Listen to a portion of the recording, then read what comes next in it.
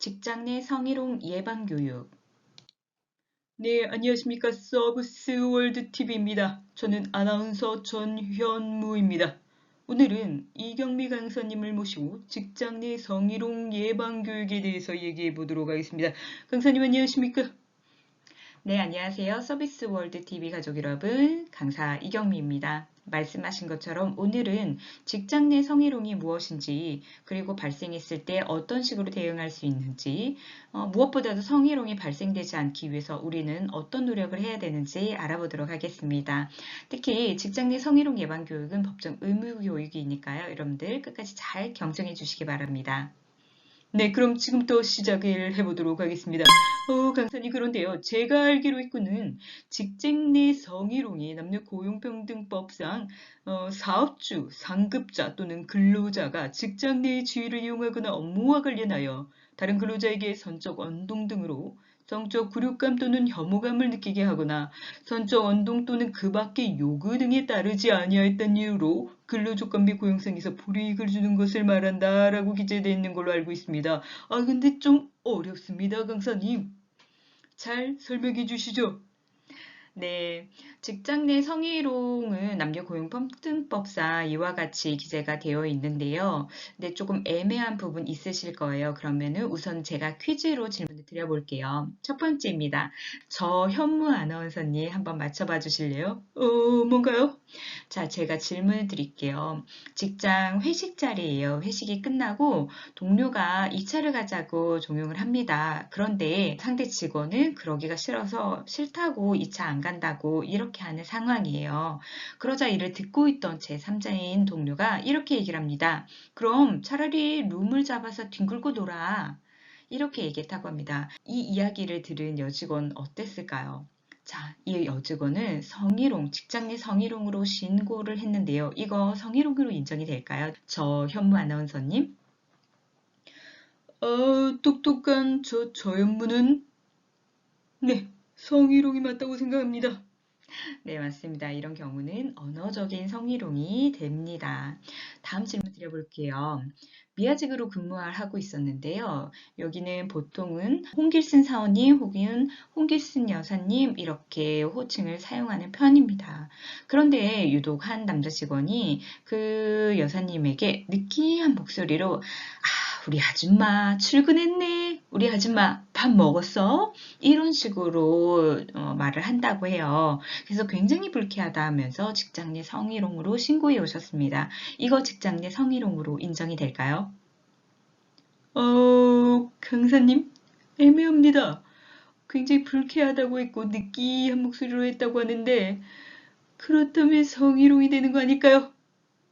네, 애매하죠. 이 경우는 단순히 이제는 호칭을 사용하는 부분에 대해서 아줌마라고 약간은 모욕적인 거 혹은 이제 낮춰서 부르는 그런 표현이 불쾌할 수 있으나 불쾌함이 다 성희롱으로 판단되는 것은 아닙니다. 지금부터 직장 내 성희롱이 무엇인지 알려드리도록 하겠습니다. 직장 내 성희롱 바로 알기, 직장 내 성희롱 개념. 네, 직장 내 성희롱 개념을 설명하기 위해서는요, 세 가지에 대해서 제가 우선 말씀드려야 될 것 같아요. 그냥 성희롱이 아니고요, 직장 내 성희롱입니다. 이를 위해서는 행위자, 피해자, 그리고 피해 내용이 거기에 부합을 해야 됩니다. 즉, 여기서 행위자라고 하면은요, 그리고 피해자라고 하면은 직장인을 이야기하는 거겠죠. 세부적으로 들어가면요, 행위자는 즉 가해자가 바로 사용자 혹은 근로자여야 직장 내 성희롱으로 인정이 됩니다. 사용자라고 하면은 사업주 혹은 상급자입니다. 여기에서 법인 사업의 사업주 대표이사는 상급자에 해당이 됩니다. 참고로 알아두시면 되겠고요. 어쨌든 근로를 한 회사의 조직에 포함이 되는 모든 근로자 그리고 사용자는 성희롱 행위자로서 법적인 처분을 받을 수 있는 직장의 성희롱 범위에 들어왔다라고 말씀드릴 수가 있습니다. 피해자의 범위는요, 우리가 보통 근로자가 피해자겠죠. 근데 여기에서 그렇다면은 뭐 아르바이트라고 생각하는 파트타임, 단시간 근무제, 기간제 근무제도 여기에 포함이 됩니다. 또한 오늘 입사하러 온 사람도, 그러니까 오늘 면접 보러 온 사람, 즉 구직자도 피해자, 직장 내 성희롱의 피해자로 포함이 됩니다. 또한 원청사는 협력업체에 대해서 직장 내 성희롱에 대해서도 역시 처벌을 받게 됩니다. 또한 고객에 대해서 성희롱을 받았을 때도 역시 여기 포함이 되고요. 업무와 관련돼서 일하고 있는 특수종사자까지도 직장 내 성희롱으로 다 포함이 된다고 보시면 됩니다. 자, 계속해서 가볼게요. 어떤 피해를 받았을 때 직장 내 성희롱으로 하는가? 바로 성적 굴욕감과 혐오감을 주었을 때, 그리고 근로 조건 및 고용에서 불이익을 줄 때를 얘기합니다. 제가 여기 그리고라고 얘기를 했는데 그리고 공통분모는 아니고요. 성적 굴욕감 또는 혐오감을 주거나 근로 조건 및 고용에서 불이익을 주었을 때, 이런 피해를 주었을 때 직장 내 성희롱으로 처벌을 받을 수 있다는 겁니다. 옛날에는 예전에는 성적 굴욕감, 혐오감, 수치심까지 있었는데 수치심은 솔직히 피해자가 느끼는 것은 아니죠. 직장에서 성희롱했는데 그거는 행위자가 수치스러워야 하는 그런 부분이기 때문에 법에서 빠졌습니다. 성적 굴욕감과 혐오감을 주었을 때, 즉 여기서 핵심은요, 성적으로 굴욕감, 혐오감을 주었을 때입니다. 또는 근로조건 및 고용에서 불이익을 줬을 때입니다. 즉, 우리 뭐 2차 가자 아까 나왔었잖아요. 그런데 이것을 거부했다고 해서, 그래, 너 회사 생활 만만한가 보네. 보직을 변경한다든지 힘든 업무를 준다든지 이런 식으로 할 때, 요게 피해로 충분히 해석이 돼서 직장 내 성희롱으로 처벌될 수 있다는 거죠. 조금 더 구체적으로 들어가 볼게요. 성희롱의 유형입니다. 많이 들어보셨을 것 같은데요. 사례로 어떤 것이 성희롱에 포함이 되는지를 말씀드리는 부분입니다.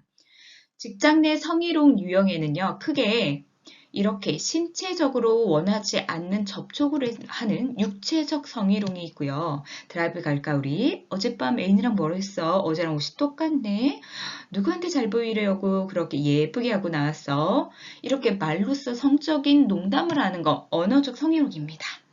자, 그리고 너무 이제는 성적으로 민감한 부분을 뚫어지게 쳐다본다던가 스캔해서 쭉 훑어본다던가 아니면 야한 사진이라든지 외설적인 그런 영상 이런 것을 나 혼자 보려고 하는데 뭐 스피커를 틀어놔 혹은 다른 사람이 쉽게 볼 수 있도록 해. 이것도 역시 성희롱이에요. 바로 시각적인 성희롱이죠.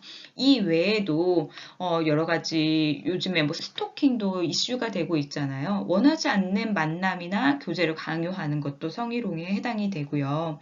그리고 분명히 성희롱 행위에 대해서 거절 의사를 표시하거나 했는데도 거기에 대해서 오히려 불이익을 주는 행위, 그리고 사적인 문자를 보냈는데 이거를 거부했더니 동료들 앞에서 저 사람 말이야 너무 예민해 하면서 조금 직원들 앞에서 인격적으로 무시하는 그런 언행을 했을 때도 역시 성희롱 범위에 포함이 됩니다.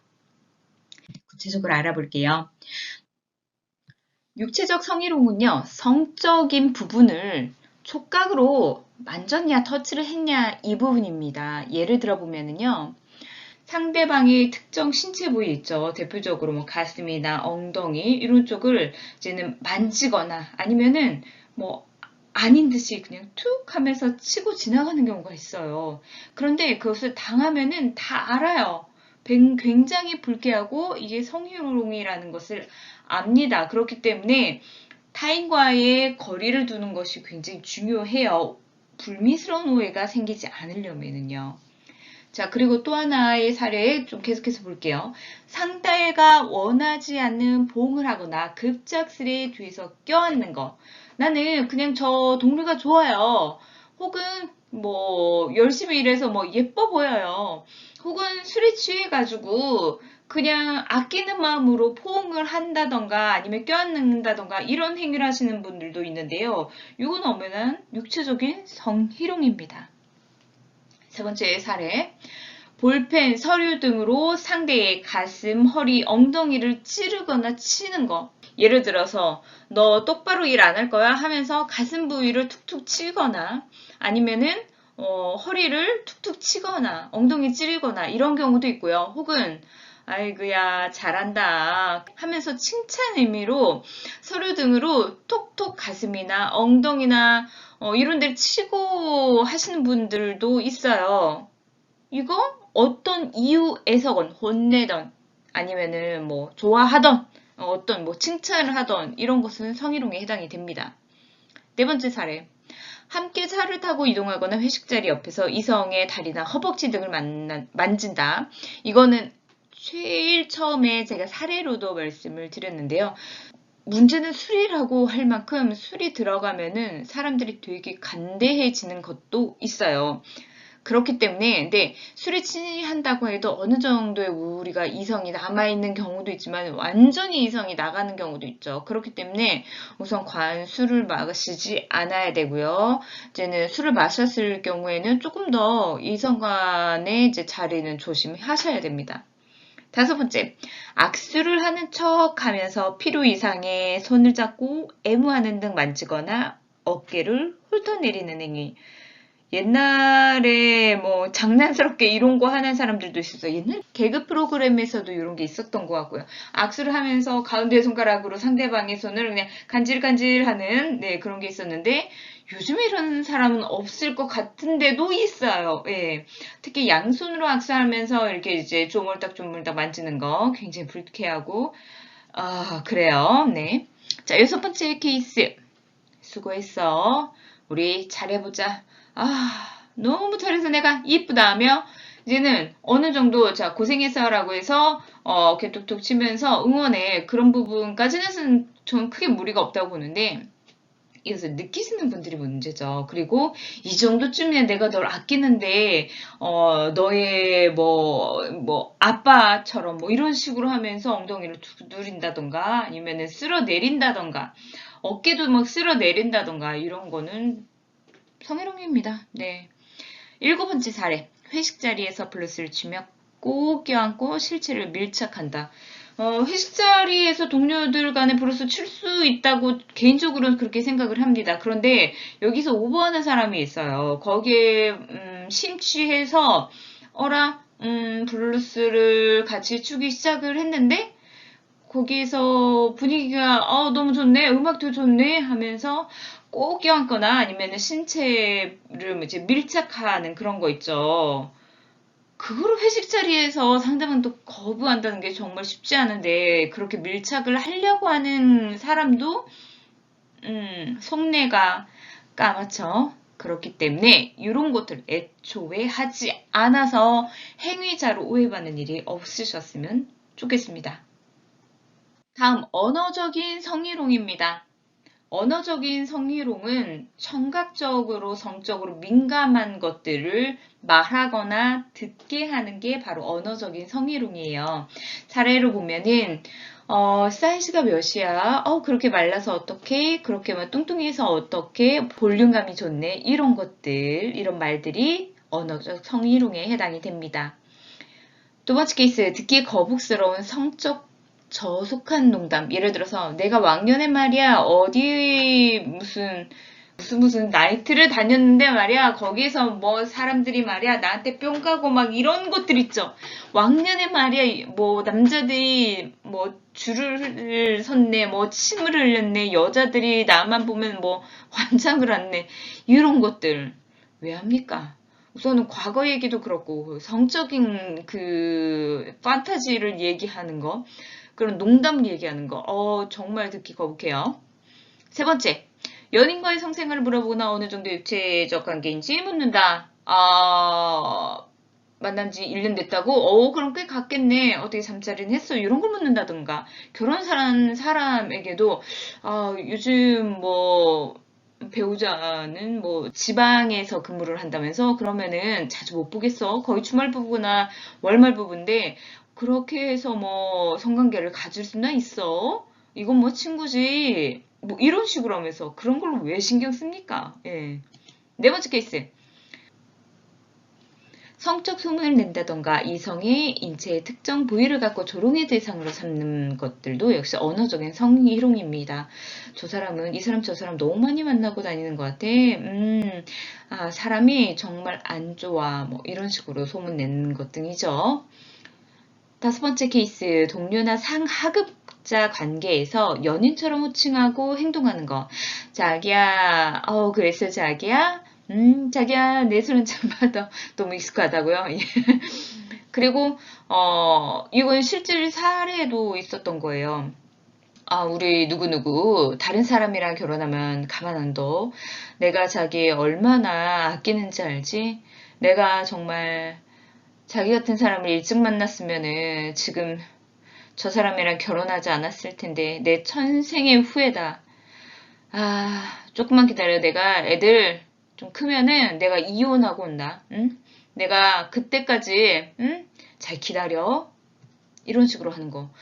자기가 뭔데, 뭐, 진짜 둘이, 뭐, 사내 커플이고, 뭐, 그랬다고 한다면 모르겠는데, 그냥 자기 혼자 아끼는 마음으로 칭찬한답시고, 이러는 경우도 있어요.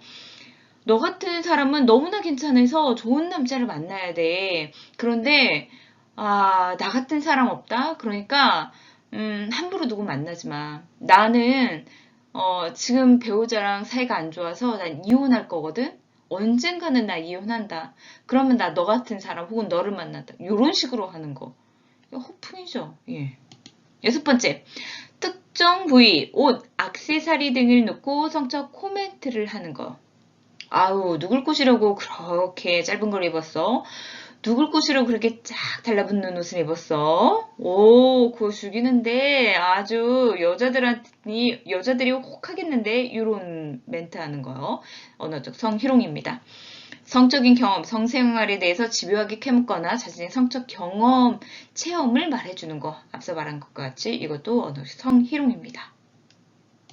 다음은 시각적 성희롱입니다. 시각. 보여주는 것, 보이는 것, 무엇을요? 성적인 부분을. 첫 번째 케이스, 특정 신체 부위, 가슴 등을 유심히, 고의적으로 쳐다보거나 훑어보는 것. 즉, 이거는 당사자는 느끼는 경우가 대부분이기는 해요. 신체 부위, 뭐 가슴이라든지 허리, 엉덩이 부분을 힐끗힐끗 다른 사람 보는 듯이 쳐다보는 거, 혹은 뚫어져라 쳐다보는 거. 성희롱입니다. 근데 그런 경우도 있어요.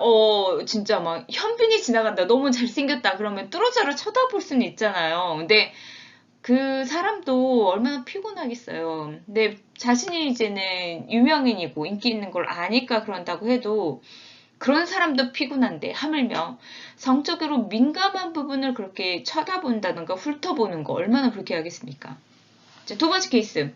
외설적인 그림, 사진, 글 등을 자신의 책상 앞에 붙여놓거나 상대 책상에 전달하는 거. 뭐, 연예인, 외국 연예인의, 저런 볼륨감이 좋아하면서, 모니터 바탕화면 혹은 핸드폰 바탕화면에 깔아놓는다거나 아니면은 뭐 사진처럼 해가지고 자기 자리에, 이건 내 공간인데? 하지만은 직장 동료들이 보게 되잖아요. 이거 시각적 성희롱이 될 수 있어요. 외설적인 그림, 웹사이트 등을 상대의 이메일, 톡으로 전달하는 거. 나만 보긴 너무 아까워. 왠지 쟤도 좋아하는 것 같아. 그래서 보내주는 거. 직장 내 성희롱입니다. 직장에서 음란한 CD, 음란한 비디오 등을 공공연히 돌려보는 거. 뭐 옛날엔 그런 얘기 있었죠. 초등학교 몇 살 때부터 봤어. 뭐 이렇게 하면서 그런 거를 돌려보아야 뭐 친한 관계라고 하는데 큰일 납니다. 성희롱입니다.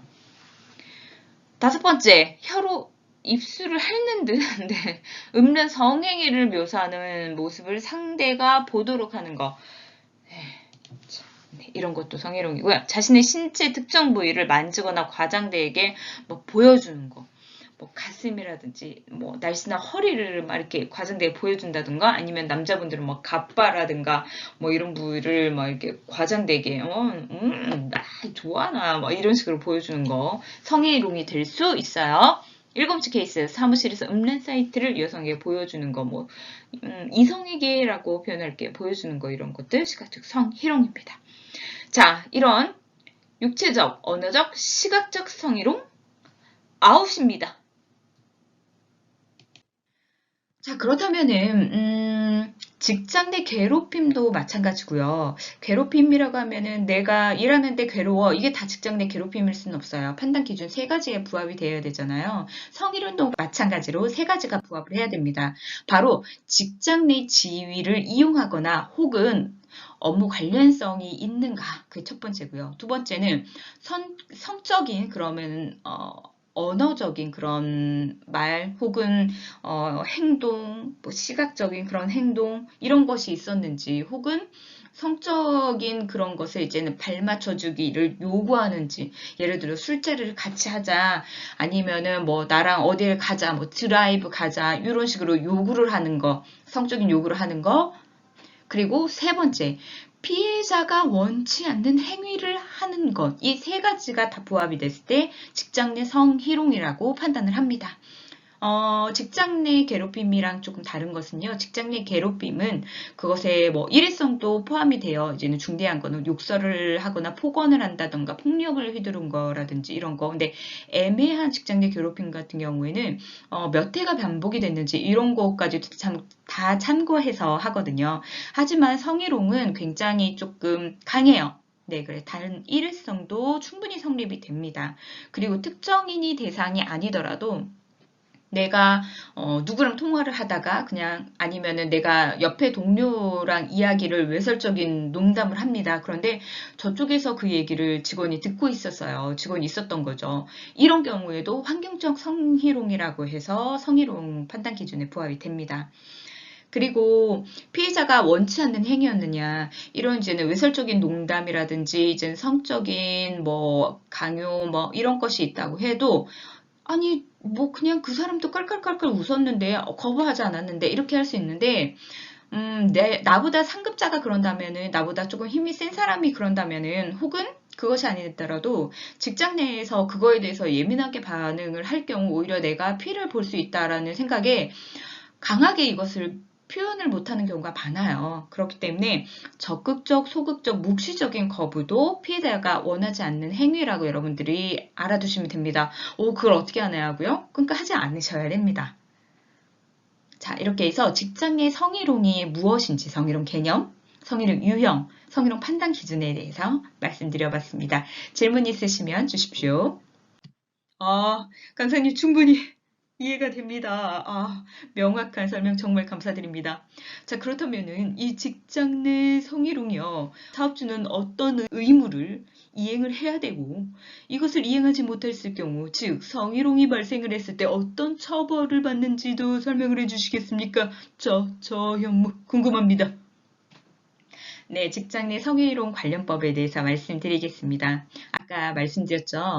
직장 생활 하다 보면은 다양한 고충이 발생을 합니다. 그 중에서도 감정적으로 그리고 신체적으로 괴롭힘 힘들게 했을 때 그게 뭐 직장 내 괴롭힘의 범주에 들어가고요.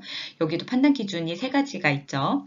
그리고 여기서 성적으로 괴롭힌 것을 바로 직장 내 성희롱이라고 하는데요. 이 성희롱은 남녀 고용 평등과 일, 가정, 양립 지원에 관한 법률에 의거해서 처벌이 됩니다.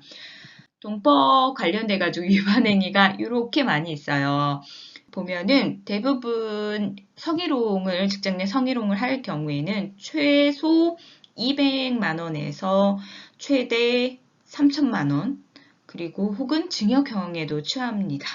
예를 들어서 성희롱 사실을 신고한 근로자 혹은 피해자에게 불리한 처우를 할 경우에는 3년 이하의 징역, 형법으로 치부가 된다는 거죠. 혹은 3천만 원 이하의, 이건 과태료가 아니고요. 벌금에 처해집니다. 그렇기 때문에 의무상 잘 알고 즉 성희롱을 하지 말아야 되겠고요.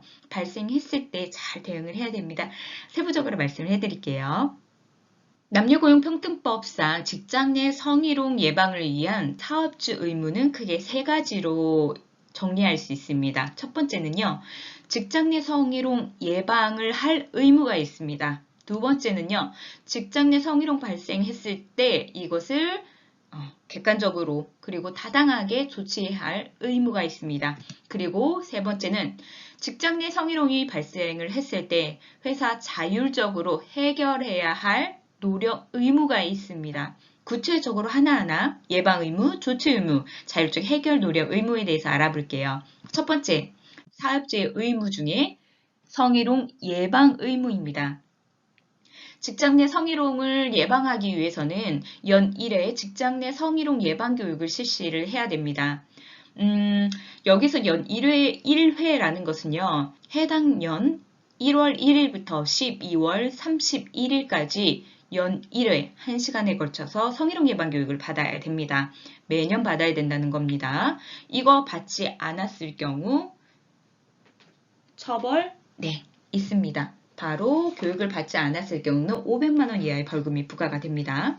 자, 그리고 예방 의무 두 번째, 이 교육 내용이라든지 아니면은 매뉴얼이죠. 예방 지침. 이것도 근로자가 보기 쉬운 곳에 자유롭게 열람할 수 있도록 게시해 둬야 됩니다. 그렇지 않은 경우 500만 원 이하의 벌금이 부과가 됩니다.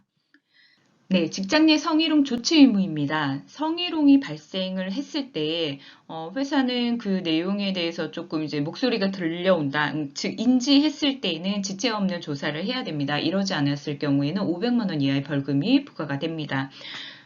그리고 네, 두 번째 조치 의무. 만약에 이게 조사를 했는데 그 행위자가 성희롱한 게 맞아요. 그렇다면은 그 행위자에 대해서 징계를 내려야 됩니다. 이러지 않은 경우 제대로 된 징계를 내리지 않았을 때에는 역시 500만 원 이하의 벌금이 부과가 됩니다.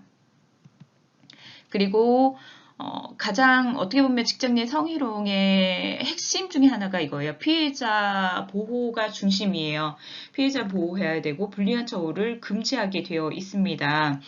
예를 들어서 직장 내 성희롱이 발생을 했을 때 우선은 그 관리자들 있죠. 어쨌든지 피해자랑 행위자를 분리하는 조치를 해야 돼요. 조사 기간 동안 해야 돼요. 근데 조사 기간 동안 분리하지 않았다고 해서 이거에 대해서 처벌은 없지만은 확인이 되는 성희롱이다라고 확인이 됐을 때에도 이제 분리 조치라든지 아니면은 피해자가 요청을 하는 경우 유급 휴가를 통해서 휴가를 보내준다든지 이런 식으로 노력을 해야 되는데 그러지 않은 경우에는 500만 원 이하의 벌금이 부과가 됩니다.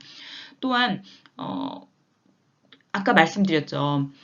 직장 내에 성희롱을 당해서 그거에 대해서 신고를 했는데 오히려 그것에 대해서 신고한 사람 혹은 피해자에 대해서 분란을 일으켰다고 오히려 뭐 보직을 안쪽해 준다든지 아니면은 불이익을 준다든지 이런 경우에는 좀 더 강하게 처벌이 됩니다. 아까 말씀드린 대로 3년 이하의 징역 혹은 3천만 원 이하의 벌금이 부과가 됩니다. 기록이 남는다는 거예요.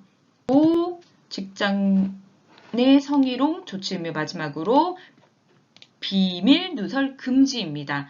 이 직장 내 성희롱은 굉장히 민감한 부분이잖아요. 누구한테도 민감하기 때문에 이것은 신고자나 피해자도 가능하면 소수의 관리자에게만 신고를 하는 것이 필요하고요. 그리고 발생을 했을 때 우선은 이것을 인지한 사람들은 비밀 유지를 꼭 하셔야 돼요. 그래서 저희도 다 비밀 보호 서약서를 작성을 하고 있거든요. 그 이유가요.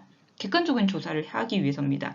말이 여러 가지로 퍼지게 되면은 그거에 대해서 여러 가지 사실이 아닌 것들이 플러스가 되기 시작을 하기 때문에 그렇거든요. 자, 그래서 비밀 유지를 해주셔야 되고 이걸 하지 않은 경우에 비밀을 누설을 했을 경우에는 500만 원 이하의 벌금이 부과가 됩니다. 자, 직장 내 성희롱 자율 해결 노력 의무입니다. 회사는 고충 처리 기관을 설치를 하고 상담 및 구제 절차를 확립해야 됩니다.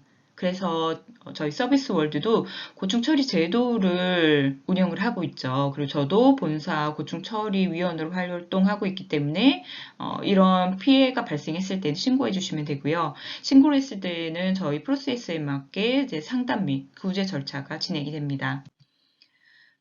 앞서 말씀드린 대로 직장 내 성희롱은요, 핵심 중에 하나가 피해자 보호 조치입니다.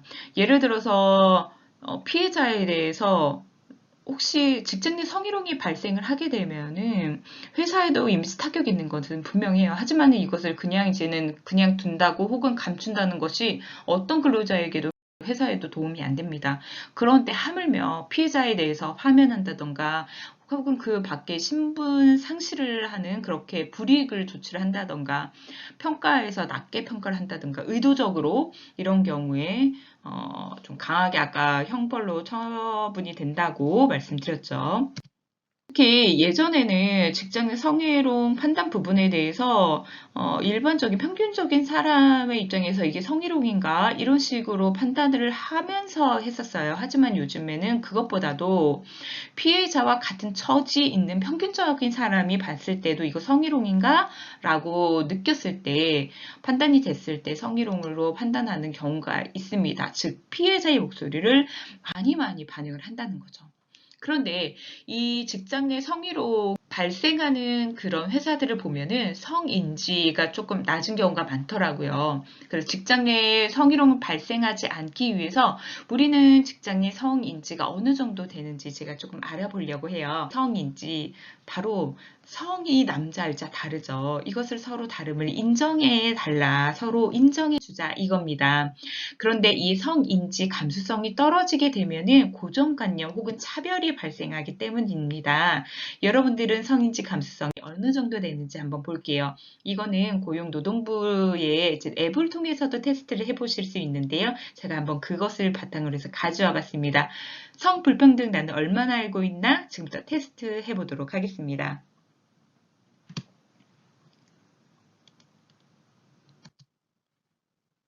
자, 지금부터 제가 질문을 드릴 거예요. 이 질문에 대해서, 나 정말 그런데? 그럼 1점 주시면 되고요. 난 그런 생각 전혀 안 해봤는데 5점을 주시면 됩니다. 자, 질문 드릴게요. 술자리에서는 가끔 성적 농담을 하는 직장 동료는 큰 문제가 아니라고 생각한다. 자, 저현무 아나운서 어떻게 생각하시나요?